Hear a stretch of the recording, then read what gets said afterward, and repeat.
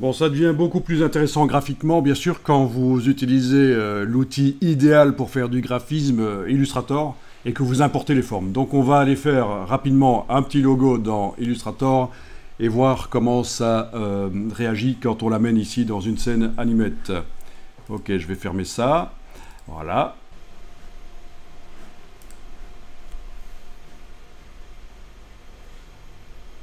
Ok.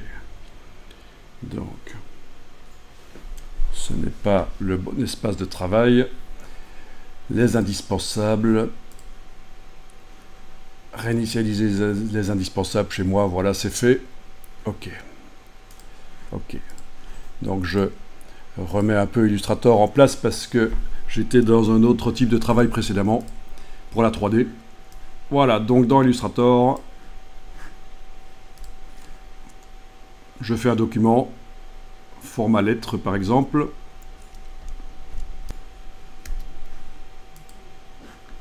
Est-ce qu'il me l'a fait? Non, il ne me l'a pas fait. Ah, parce que j'ai cliqué sur fermer, forcément. Idiot. Voilà, créer. Ok.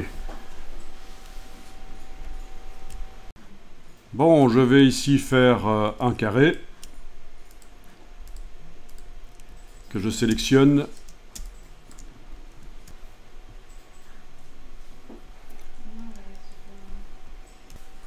Et je vais utiliser, puisqu'on est dans la version 2024, je vais utiliser la barre des tâches contextuelles pour lui demander de me générer. Ouais, par exemple ici, je veux un écureuil. Un écureuil. Oui, un écureuil gris, voilà. Bon, c'est juste un choix, mais vous faites ce que vous voulez. Tant qu'à faire. Bon, c'est pas vraiment un logo, mais ce sera une illustration, voilà.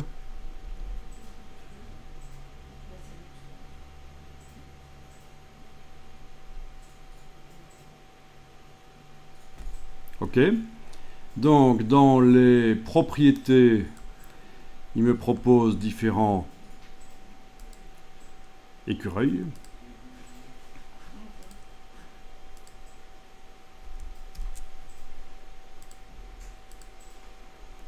Ok, je vais prendre celui-là.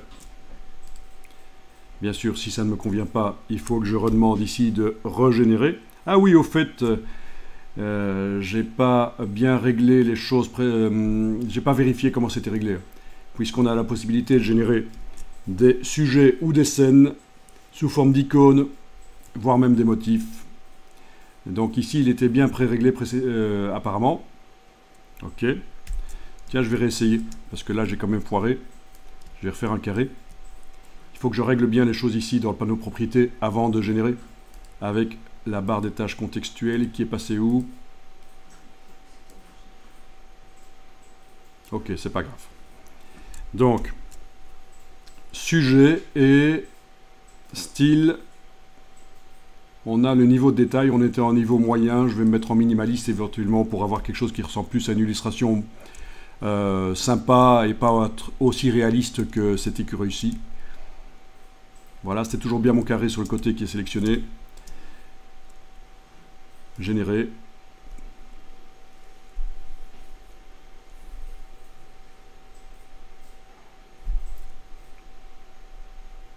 Donc ils le disent bien ici, un conseil, commencez par créer un rectangle sur la zone de travail pour déterminer la taille que ça doit avoir.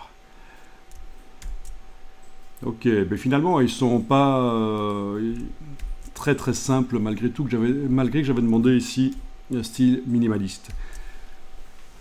On peut faire une correspondance de style. Si vous avez déjà vos propres dessins, vous pouvez faire en sorte qu'ils créent vos illustrations en fonction de vos propres dessins, pour que ça s'intègre bien. Voire même un décor, ça va pouvoir servir pour suggérer la manière dont tu dois dessiner l'écureuil dans le décor. Vous voyez ce que je veux dire, hein? Correspondance de style. Enfin, il y a plein de choses à faire. Peu importe, j'ai ici un personnage. C'est déjà pas mal. Je vais enregistrer ça. Je vais appeler ça logo.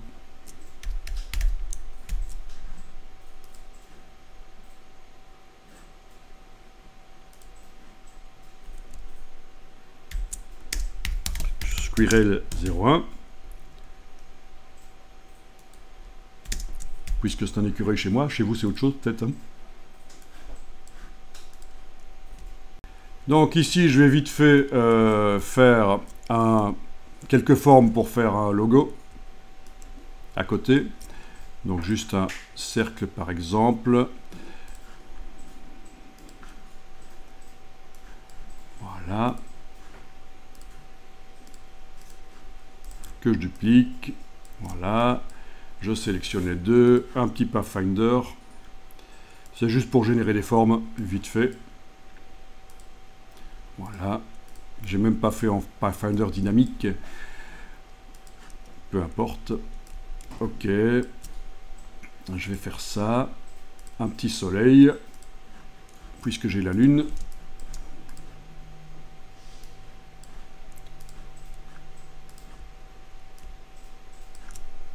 Bien.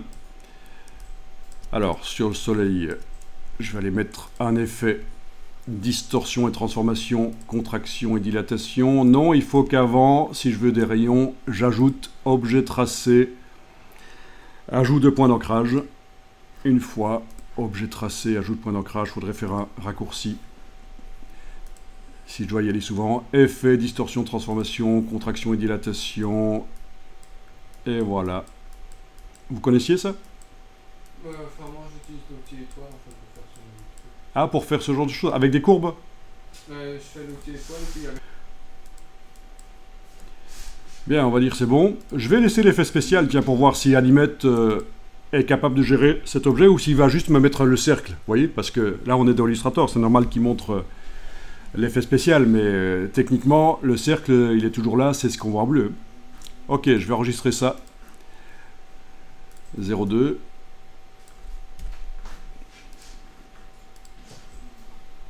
Ok, tiens, cet écureuil-là, je vais l'enlever de l'affichage. Donc, objet, masquer, sélection, par exemple, voilà, il n'y a plus que ceux-là. Ok. Outil de... Oui, plan de travail, je vais resserrer autour de ceci. Ok. Donc, le logo, ça va être... Bon, là, il est juste en tant que personnage, peu importe. Le logo, ça va être ceci. On va dire.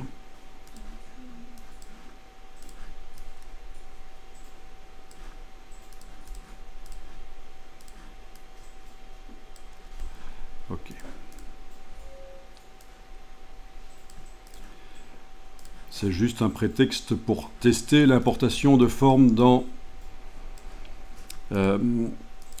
Animate.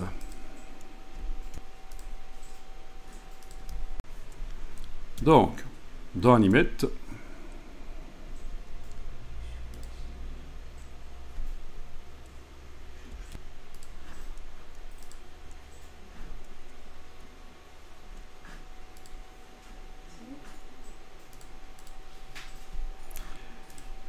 fichier importé, importé dans la scène.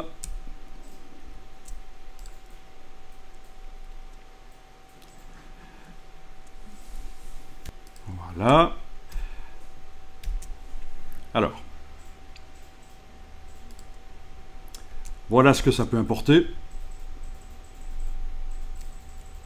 De l'Illustrator, du SVG bien sûr, du Photoshop, du son. 3 formats de son. Du JPEG, etc.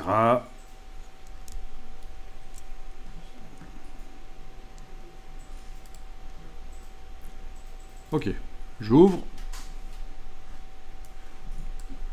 Voilà, il y a une hiérarchie ici. Ah, j'ai un gros groupe ici, c'est tous les vecteurs pour le squirrel en fait. Hein. Ok. Ouais, il y a plein de choses. Par contre, les deux autres choses qui sont juste des tracés simples, c'est un objet, ça devrait le faire. Ok, donc qu'est-ce qu'on a ici comme option? Placer les objets à leur position d'origine, oui, ce serait pas mal. Pour qu'ils s'empilent pas ou quoi, il faut qu'ils restent à la distance correcte l'un par rapport à l'autre, comme c'était dans Illustrator. Ok. Les voilà, ils sont là. Je vais enregistrer le fichier. Donc ça va être intro part d -01. Ok.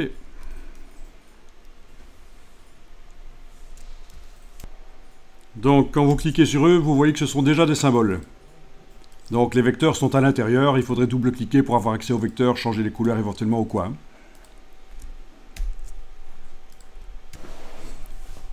Bon, on peut sélectionner tout, et avec l'outil transformation, agrandir, repositionner, voilà. On va mettre chaque objet sur un calque, ce sera plus facile pour la suite éventuellement, quoique...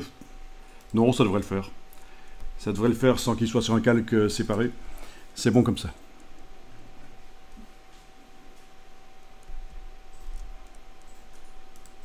Donc, clic droit sur le premier, créer une interpolation de mouvement. Clic droit, créer une interpolation de mouvement un par un, parce que je ne veux pas que les trois aillent dans un symbole. Oui, parce qu'un symbole peut aller dans un symbole. Un symbole peut regrouper des symboles. Voilà. Ici, ce serait pas plus mal à la fin d'ajouter des images clés.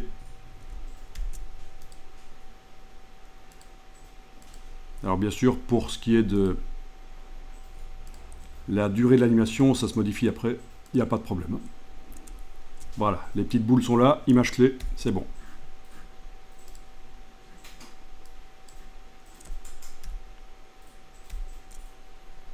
Enfin, c'est pas des boules, c'est des losanges, c'est des images clés.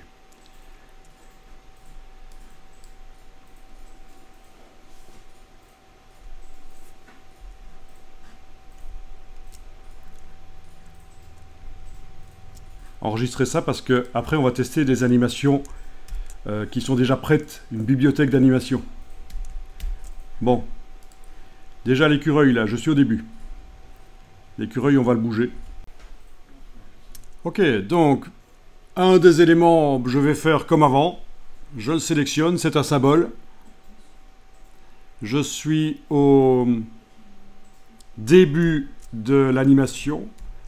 Et je vais le déplacer. Voilà.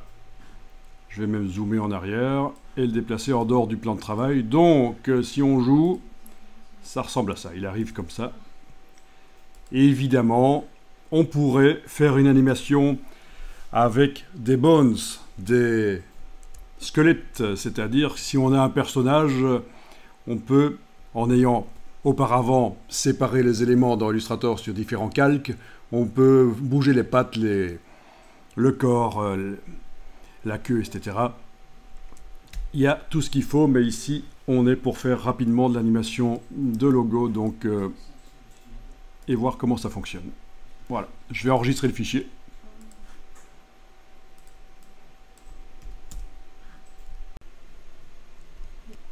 Donc, en me mettant au début, je vais ici sélectionner un des éléments et on va faire en sorte qu'il arrive par le haut et qu'il rebondisse. Donc, un effet de rebond, comme si c'était une balle molle qui arrive sur le sol et ça rebondit. Bon, il n'y a pas de sol qui est dessiné ici. Bien sûr, on pourra mettre un décor derrière s'il fallait. S'il fallait symboliser ça, mais pas nécessairement. Donc voilà.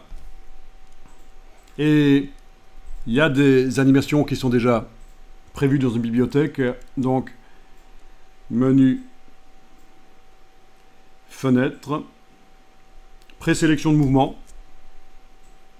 Donc, on peut même ajouter des mouvements qu'on a créés. Des mouvements qu'on a créés, les ajouter dans cette palette. Voilà, présélection de mouvement. Et alors, quand vous... Je vais agrandir ici. Je ne sais pas si chez vous c'est aussi petit comme ça. Je vais agrandir ici avec la barre horizontale. Voilà. Vous avez une prévisualisation des mouvements.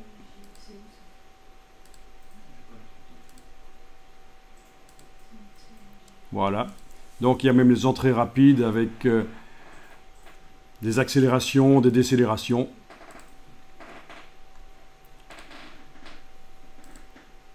Il y en a plein. Alors, il y en a un qui s'appelle rebond multiple. C'est pas mal. Donc, rebond multiple, avec même la déformation de l'objet. Donc, c'est de la vraie animation, comme un animateur le ferait.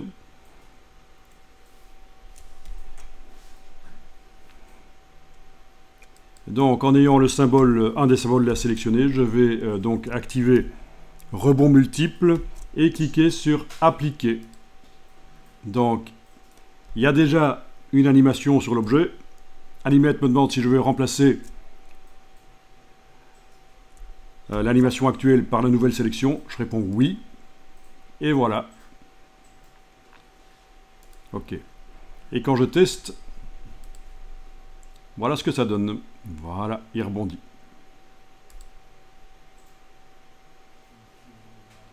Ah oui, elle est plus longue que les autres animations.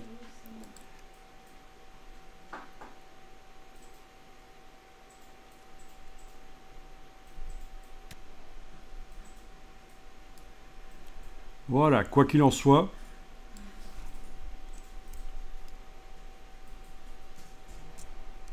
on va pouvoir bouger en sélectionnant avec la flèche noire l'objet et son animation et le monter. Et donc sa position finale, c'est ça. Je teste. Il va falloir que je le redescende encore. Voilà, sa position finale sera là. Bien. Bon, je vais travailler sur la Lune maintenant. Chez moi, l'autre objet. Pour arriver à travailler sur l'autre objet, je vais peut-être masquer temporairement l'objet sur lequel je viens de travailler. Ce sera plus facile. Et donc, je sélectionne le symbole. Et dans Fenêtre, présélection de mouvement, je sélectionne rebond multiple et je vais appliquer. Oui, et voilà. Alors, il va falloir que j'aille à la fin de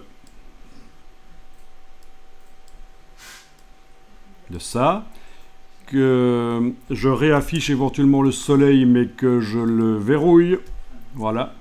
Et donc là, je suis en train de modifier, quand je sélectionne, la position de la Lune et de son mouvement. Et voilà. Alors, qu'est-ce que ça dit ?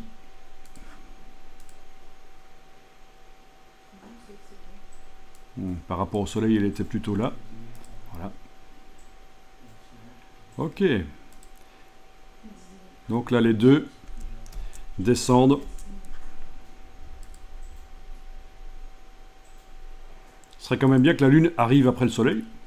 Parce que là, elles descendent ensemble. Mais on va tenter ça.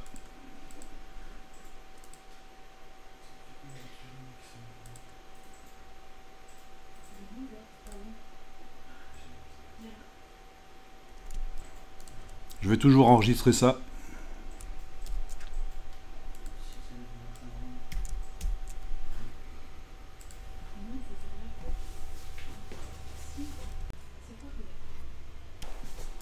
Donc, le soleil chez moi est verrouillé, mais affiché. La Lune, je la sélectionne. Voilà, c'est ce calque-là. Si j'enlève l'œil, on voit bien que c'est ce calque-là. Et donc, elle doit arriver après le soleil. Donc, ce que je vais faire, c'est, en étant au début, là, voilà, je suis bien au début de la timeline, je vais aller prendre ici ceci et le déplacer. Voilà. Je déplace. Il faut faire gaffe de ne pas créer, de ne pas scinder, en fait. D'où l'intérêt de bien enregistrer régulièrement au cas où on commence à foirer des choses là-dedans. Voilà, donc là j'ai décalé le début de l'animation de la Lune qui tombe. Je l'ai décalé beaucoup plus tard que celle du Soleil qui commence assez tôt. Testons.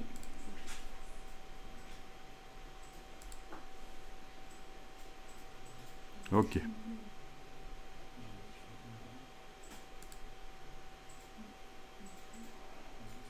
Bon, ça c'est déjà pas mal.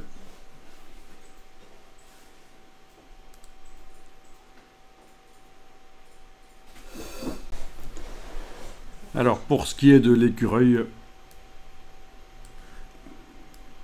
qui disparaît à un certain moment de l'animation, donc je me mets au début, je sélectionne l'écureuil et je vais agrandir, voilà, sa timeline pour que ça corresponde aux 75 images de l'animation actuelle. Voilà.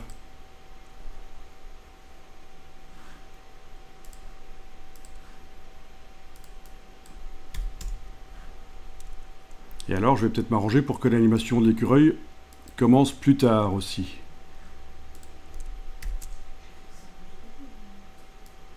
Voilà. Comme j'avais fait pour la Lune, je le fais commencer beaucoup plus tard, même après que tout se soit passé presque. Voyons ça. Ok. Voilà, c'est ça.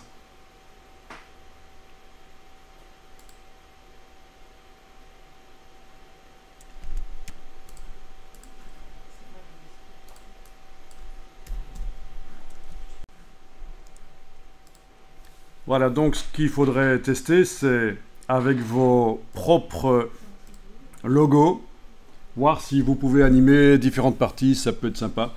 Ce n'est pas seulement du mouvement qu'on peut faire, on peut également faire des pulsations, etc. Vous avez vu peut-être dans le menu fenêtre présélection de mouvement, il y a pulsation un peu comme un cœur. Voilà, ici, voilà, ça peut être sympa aussi, ce genre de choses. Bien.